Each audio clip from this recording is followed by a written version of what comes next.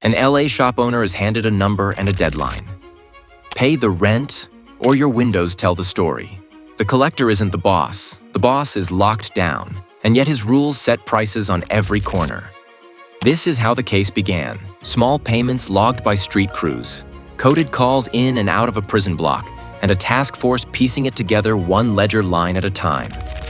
Watch how those fragments became the federal green light to move. Before we move on, please take a moment to subscribe to the channel and like the video. The napkin had two things: a flip phone number and a day of the week.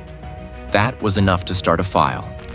The corner market owner said the caller switched phones every few days, but the collector always came at closing, same hour, same line, courtesy due. The amounts weren't random. They matched sales bumps after deliveries, like someone upstream ran a clock. Patrol took the report and moved on. It read like routine shakedown. What didn't fit was the cadence. Payments posted to remitters on Friday night, then commissary credits landed Monday for a handful of inmates with the same housing tier. Call windows in that unit lined up with the pickup times down to the quarter hour. No threats on the recordings, no demands spelled out, just a steady drumbeat that matched movement on the street. Across neighborhoods, different crews used the same vocabulary. Rent, courtesy, blessings. Envelopes showed up in back rooms with the same handwriting on the outside and the same denominations inside. One liquor store in Boyle Heights, a smoke shop in Wilmington, a taqueria in Pacoima. Different collectors, same deposit slips. When a detective from Harbor Division compared booking photos and property receipts with a Rampart log, they found a name repeating, not as a payer, but as the remitter for prison trust deposits. The remitter never showed up on camera at the stores. He only appeared in the ledger lines that fed inmate accounts. The city lane ended when the money crossed borders. Wire services flagged clustered transfers under reporting thresholds, split in 10s and 12s, sent from different storefronts but hitting the same two accounts in the same facility. Another set traveled through prepaid cards bought with cash and drained within 48 hours to family members tied to known associates. Structuring alerts pinged compliance teams in 2 counties, and that triggered a federal look. Analysts saw a pattern that economists would recognize. Short bursts of small deposits into a tight set of inmate accounts don't point to random extortionists cashing in when they can. They signal a managed tax scheme, with fixed rates and enforcement behind it. Investigators pulled jail call records under court order and watched the clock. 15-minute blocks lit up. A call ended inside, a pickup happened outside, and a deposit hit within a day, again and again. They ran the napkin number. It didn't belong to any local carrier account. A pen register caught call attempts bouncing off a microcell near a high-security tier.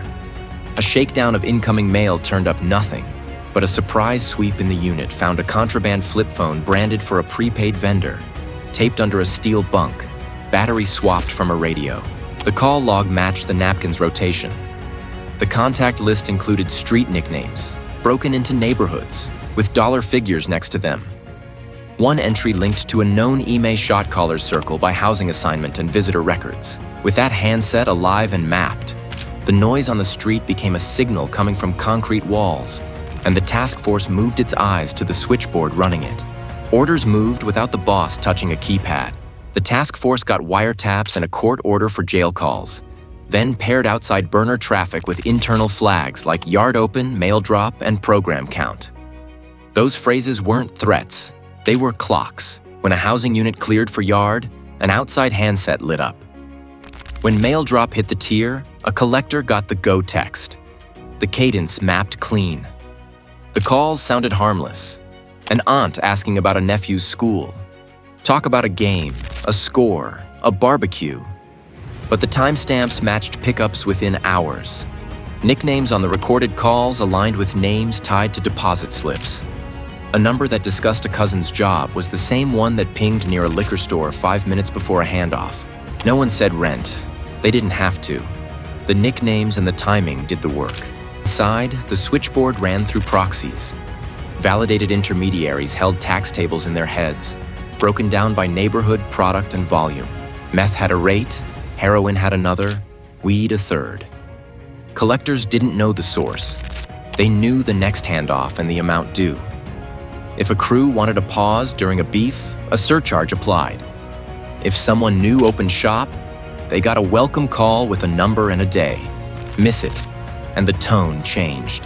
To track burners passed like relay batons, analysts used voice pattern analysis and pen registers, then deployed a cell site simulator on warrant. Burners changed every 72 hours, but the voice timbre, filler words, and pacing stayed constant. Triangulation showed phones hopping across crews, never staying long enough to build a pattern on a single IMEI. The pattern lived in voices, not devices, and the spiderweb started to show. Intercepts carried coded enforcement. Green light meant discipline approved. Program or programming meant stay in line.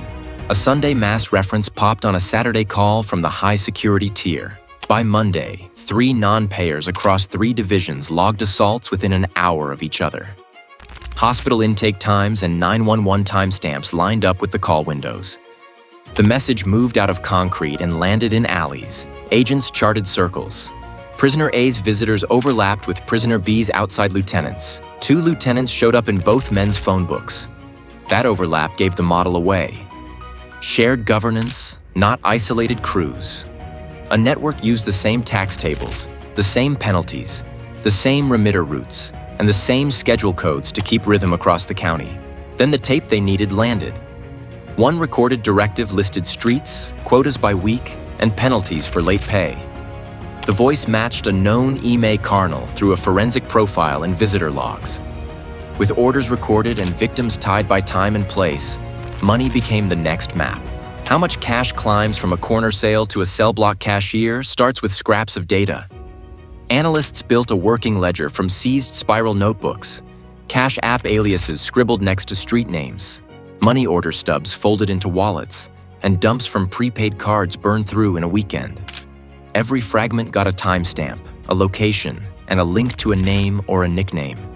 The lines didn't shout. They whispered the same amounts again and again. At first glance, the numbers looked forgettable. $80 here, $300 there, sometimes $425 after a busy shift. Then the pattern locked in. Batches pooled every other Friday, right after supply drops, and swelled on the 1st and 15th when paychecks hit. Weekend runs created Monday spikes in inmate accounts. The flow looked like inventory moving, not random street taxes. The calendar turned into a meter. The rent math hit 3 ways. Crews paid a weekly street fee, a small cut on each gram sold, and an extra charge when heat came down or a feud needed coverage. Meth carried one rate, heroin another, weed the lowest. Coke paid a premium on holidays and big events. A late fee stacked on top if a pickup missed its window. If a corner changed hands, a transfer fee applied, and the new crew inherited the schedule. A real sequence put it in focus. A bodega handed over a Friday envelope after closing. The remitter split the stack into 10 money orders, each under $500, bought at 3 different storefronts within a 2-mile loop. By Monday afternoon, deposits posted to 2 inmate accounts in the same facility. The amounts mirrored the Friday tally, minus the collector's skim. By Tuesday, 2 prepaid cards linked to family members drained to near zero with small ATM pulls and grocery debits. Compliance flags backed the story. Transfers sat just under reporting thresholds. Deposits hopped between relatives and roommates, then landed in prison trust accounts. Prepaid cards churned fast with no long-term pattern. Forensic accountants call it structuring and laundering through family channels. On paper, it looks like support money. In the ledger, it moves to a beat set by someone who doesn't leave the tier. The threat behind the fees showed up on the street. Crews that stalled got visits. Windows torched. Beatings near closing time. A name went into the hat, and the neighborhood turned off the tap. Suppliers stopped answering. Buyers heard the word and stayed away.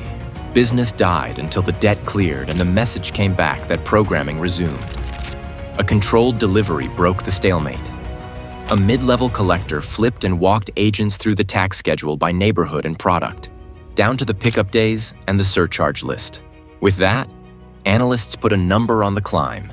5 figures a week from one crew, 6 figures a quarter across linked sets, confirmed by tax sheets and deposits. Money mapped and orders captured, The next move was finding a way to cut a network that ran from inside. How do you arrest a voice behind cinder block and steel? You prove the voice runs an enterprise, not rumors. Prosecutors built past fear and street talk with a checklist. A pattern of orders, an act that follows, and a money trail that lands inside a unit.